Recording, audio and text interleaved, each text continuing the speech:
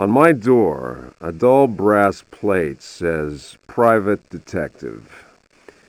The few friends I have call me Carnby. The others call me the Reptile. I don't care to think what my banker calls me. These days, I leave my letters unopened. Bills and threats to send in the receivers just ruin my day. When an antique dealer called Gloria Allen contacted me, I slipped into my best shirt, holstered my .38, and got to her shop as fast as I could. I was expecting something sordid. Blackmail, probably. Boy, was I wrong. What I was asked to do was visit a property called Dersetto and find a piano in the loft. It was an old piano with secret drawers. The kind people who buy stuff in antique stores go crazy over. The Dersetto house is supposed to be piled high with classy junk. Furniture, books, paintings. It looked like whoever owned Dersetto was about to get cleaned out. I was going to bring up the subject of money when Gloria Allen handed me $150 and a key. I kept myself from grinning at the thought of my banker's surprise. He doesn't like his victims getting away. I looked over a copy of the police report.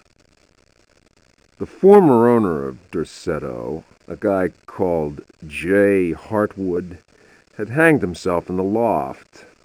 The coroner concluded it was a clear-cut case of suicide. I promised Gloria Allen I'd give the place a look over.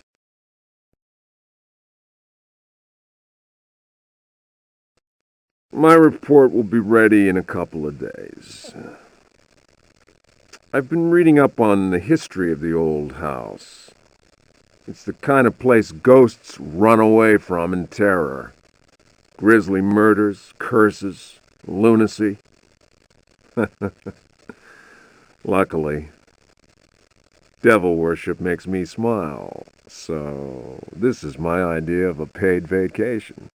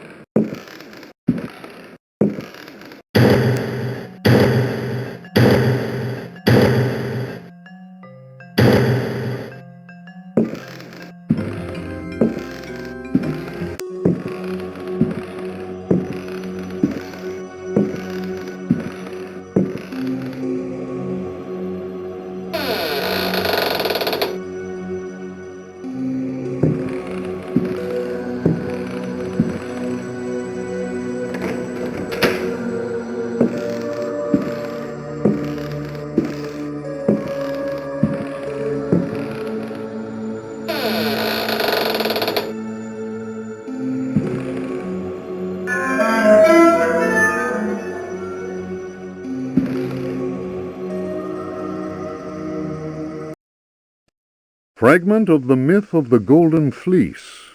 Translation Édouard Villeban. Hesperides Publications. Then Perseus came across Ichthys, who had been turned into stone. He spoke to his companions and said, "Beware of the Medusa. He who looks into their eyes is doomed to the same fate as that which befell poor Ichthys, and will never more set eyes on Seriphos." "Must we go blindfolded?" asked Eumolpus. "Take up your bronze shields and polish them until they flash in the sun," answered Perseus. "Fill your hearts with courage. May Artemis guide us as though we were an arrow from her quiver." But Eumolpus was not satisfied. "Why do that, Perseus? Is 3 inches of sharpened metal not enough to destroy these accursed creatures?" Then Perseus drew his sword, which shone and glittered in the sun, and with it he dazzled Eumolpus. "Now what can you see?" the companions of Zeus' sons laughed. "Let us set to work, so that our shields may shine like mirrors."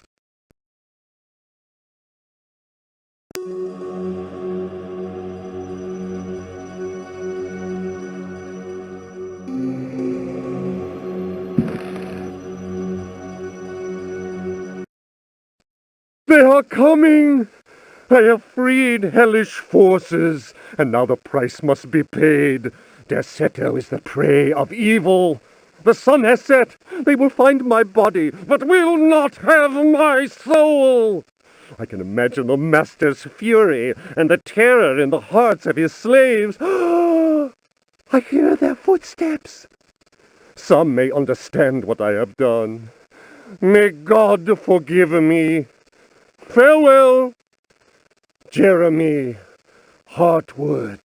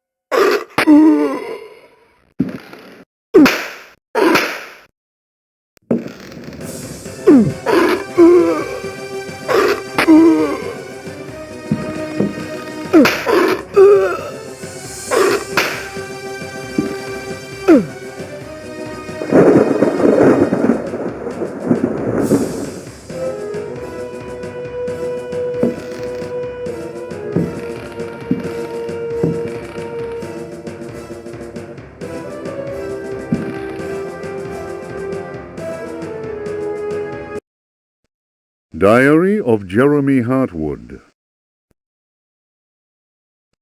September 27th, 1924.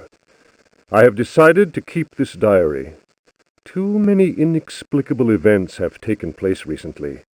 Never have dreams so haunted my every waking moment. Perhaps my romantic mind was too dull, and has only now woken up to these new paths and visions. Some, seeing my recent paintings, may question my sanity. I can only ask them, what is sanity? Where does madness begin? September 28th, 1924. The night is pitch black. I am again drenched in sweat.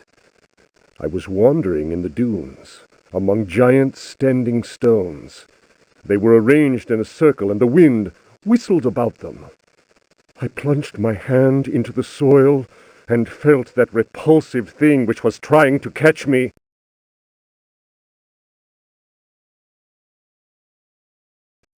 It seized me. I struggled to break free of its loathsome embrace and managed to tear my hand away. It was covered in sticky substance. I was gripping a knife. October 5th, 1924. The stone circle is a pentacle. Dercetto's library is filled with books on the occult. I will study those books until I find some explanation for the dreams. The visions that haunt me must be connected to my discoveries. I shall have to undertake a profound exploration of my dreams. December 16th. Dear God, I have found the knife. It was hidden here, and what I have learned fills me with apprehension.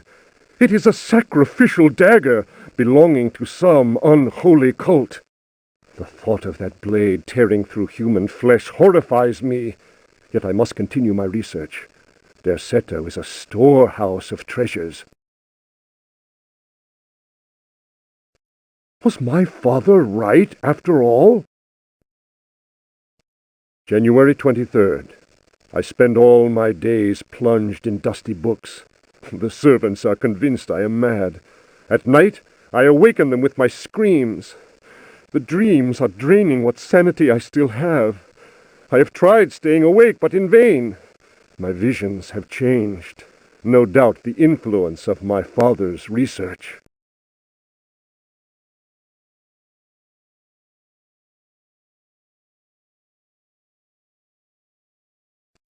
February 7th, 1925. The Dark Man, that is what I call him, has revealed his true face to me. He appeared, as usual, near the fireplace, but this time he approached me. His terrible smile will haunt me to my dying day. His breath was ice, and his burning eyes froze me. I could not move. I know, as surely as I have ever known anything, that the face I saw, the face that has turned my nights into hellish torture, is the mask of death.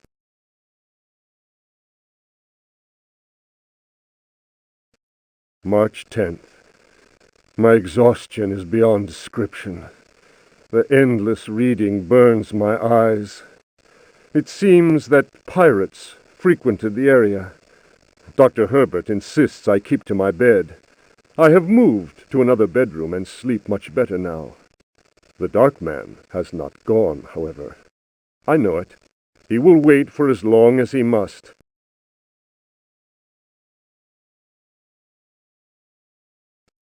Unless I, Jeremy Hartwood, can find a way to send him back to whatever hell he comes from. March 11th. My poor knowledge of Greek and Latin is a serious handicap to my reading. I have, nevertheless, made a great step forward. I drew the symbol on the floor. He can no longer go there. I want him to understand that I can do the same thing in my bedroom. I can imagine his rage and frustration. Only last night he found his way back into my dreams. March 13th. The translation will seriously dent what money I have left. I cannot paint. My pictures are clearly the work of a lunatic. The collector Thornhill's embarrassed smile was proof of that.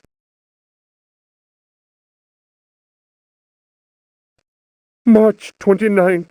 He has come back. He found the door to my dreams. I am too weary to attempt any defense. I have no strength left to fight, and he knows it. He considers me dead already. Could I possibly?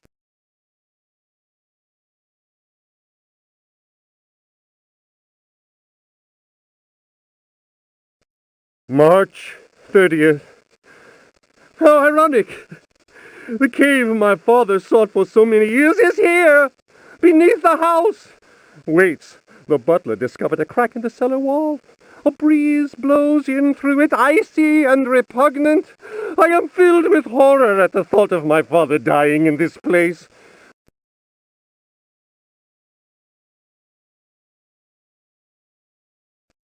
I will carry to my grave the vision of his face contorted in the agony of that fatal heart attack.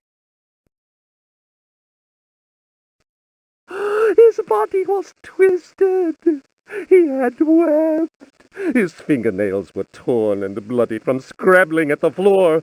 Dr. Gray concluded that death had been due to a heart attack. It was Waits, who some time later was informed that my poor father had in fact bitten off his tongue and choked on his own blood. March 31st. I explored the caverns in a dream. The dark man came with me. Strangely, I felt almost well. How can I describe what I saw? No. What words are capable of explaining such evil? I realized that my death was of no interest to him. The dark man wants something else. He seeks a body. His avid servants are now free. I am the cause. It is almost funny. Curses on Derceto. From the foundations to the very rooftop. I can no longer struggle, let alone eradicate the evil that grips the house. The end is very near. I can feel it. I have taken the decision to... May he who finds this diary pray for my soul.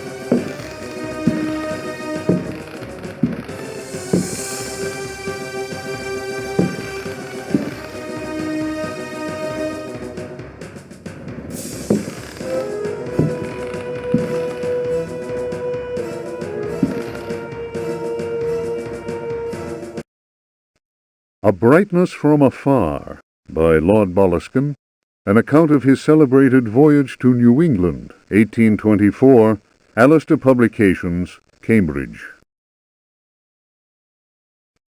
Following a splendid journey, the sunny harbour came into sight. The locals were much impressed with one's arrival in their midst. One had time to sketch several of them and notice signs of degeneracy. Some children showed one their queer hands that would inspire uneasiness. Upon the promise of a few coins, a child is undertaken to reveal to one a most prodigious phenomenon of a natural order. One admits to being sceptical as to the prodigiousness of the marvel, whatever it may be. Indeed, one suspects it to be little more than an evening stroll to some charming wooden hut situated in the forest hereabouts. One will none the less go, for it is always well to submit to such local enthusiasms. One admits to being somewhat flabbergasted. The Milky Way shone like the fires of the apocalypse from the inky celestial vault. Certain distant stars, normally invisible to the naked eye, were clearly visible, glittering indeed with a strange intensity. The heavy clouds that had settled above the village had no hold over that place. It would be pointless to offer here the names of the constellations one perceived in utter clarity. Apart from the interminable length of such a list, one might conceivably risk being charged with exaggeration.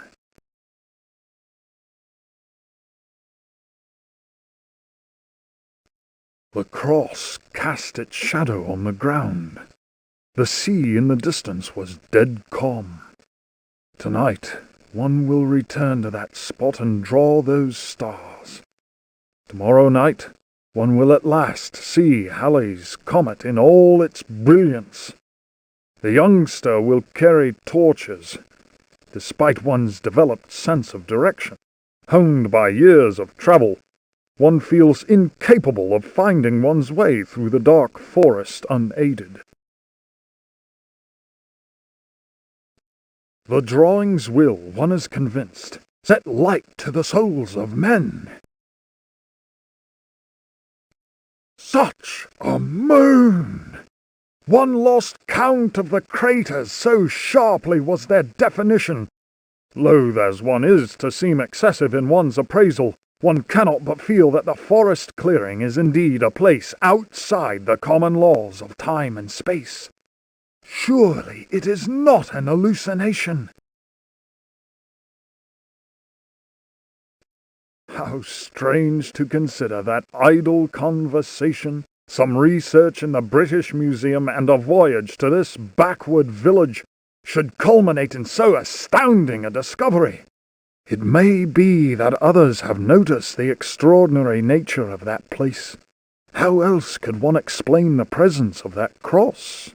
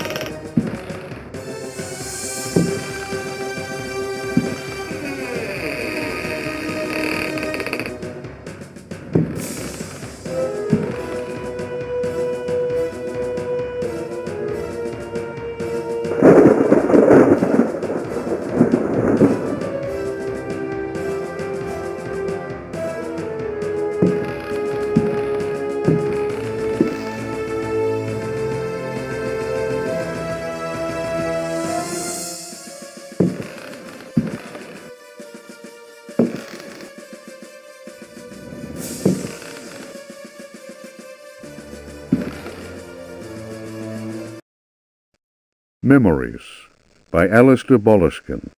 Printed in London, A. Machin, editor, 1833. It was during a conversation with G that one first heard of the New England fishing village of I. The area was apparently the ideal place from which to witness unusual phenomena in space. The quality of the air, along with the conjunction of several favourable factors, made one impatient to get started. Having gleaned what information one could from the British Museum, one set off with all haste. One's work on space and comets in particular had met with a warm response, and one thought it judicious to include several original sketches of the phenomenon, sketches which one felt were sure to arouse a great deal of keen interest in the scientific circles of 1834. One refers naturally to the passage of Halley's comet. Editor's note: Lord Boleskine's memoirs end at this point. Who knows what extraordinary contributions he might still have made had he not succumbed during his visit to New England to dementia, followed by an early death in St. Andrew's Hospital.